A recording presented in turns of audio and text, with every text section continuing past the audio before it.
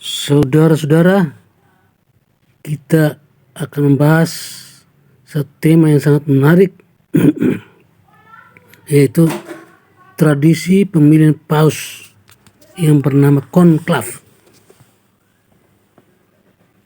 8 abad adalah waktu panjang dan umur tua bagi sebuah tradisi.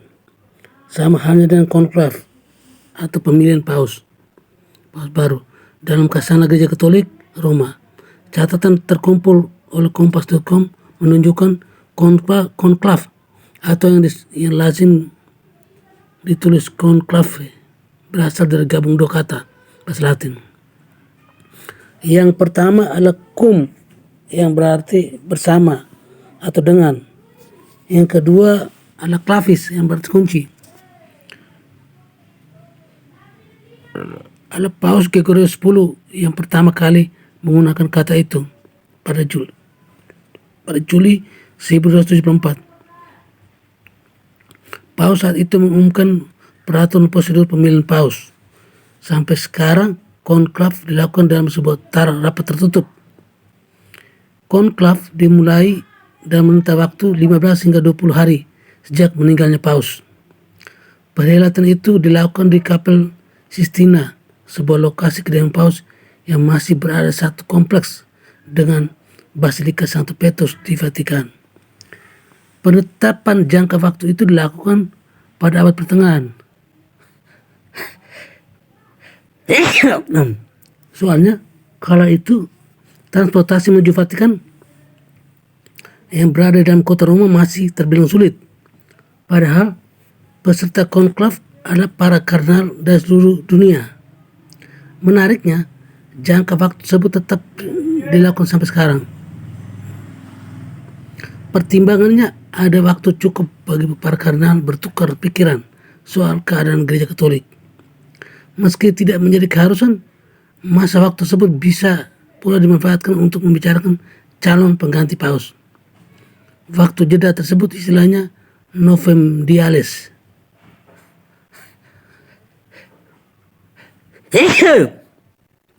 Maka jeda berakhir dengan misa yang disebut pro eligendo papa.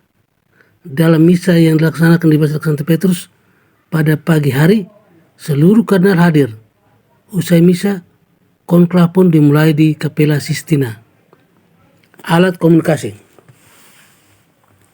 Saat awal konklav, paling banyak 2 asisten menjadi pendamping kardinal. Nantinya, saat pemilihan berlangsung, para asisten ini pun keluar dari ruangan. Kapel Sistina pun dikunci. Sementara larangan yang tetap dipegang teguh sampai kini adalah para kardinal tidak diperkenankan membawa alat komunikasi apapun.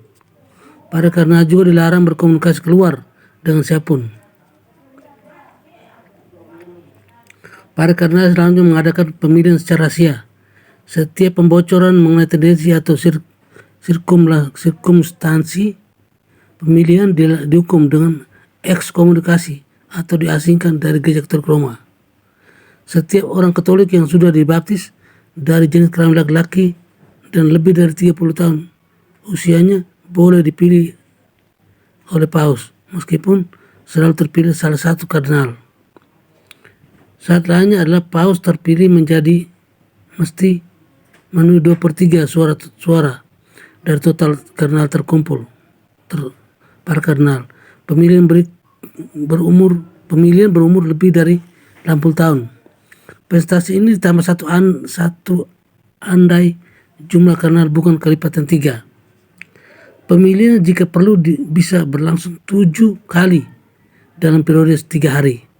Selama pemilihan, para kardinal mendapat sebuah buletin berisi kertas putih 4 persegi panjang. Di bagian atas kertas putih tertulis Elego in sunum pontificem, atau dalam bahasa Indonesia berarti saya memilih sebagai uskup tertinggi. Kertas itu pun berisi tempat nama paus yang ingin dipilih. Selanjutnya, para kardinal diminta menulis dengan tulisan jelas dan huruf besar. Usai menulis, kardinal membawa buletin sedemikian sehingga terlihat jelas di tangan. Buletin itu dimasuk ke dalam kotak yang disediakan di depan antar kapel.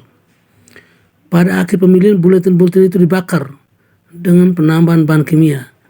Hasil pembakaran akan mengeluarkan asap hitam di cerobong asap kapel Sistina. Itu berarti paus belum terpilih.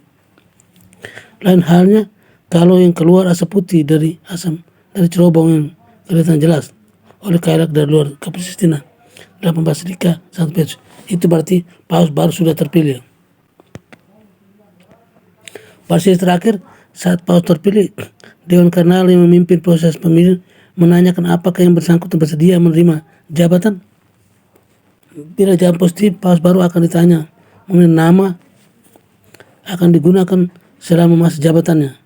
Setelah ada jawaban soal nama tersebut, prosesi paling ujung dari konklaf adalah pengumuman kepada publik, karena Gereja Katolik Roma sudah memiliki paus baru, Habemus Papam.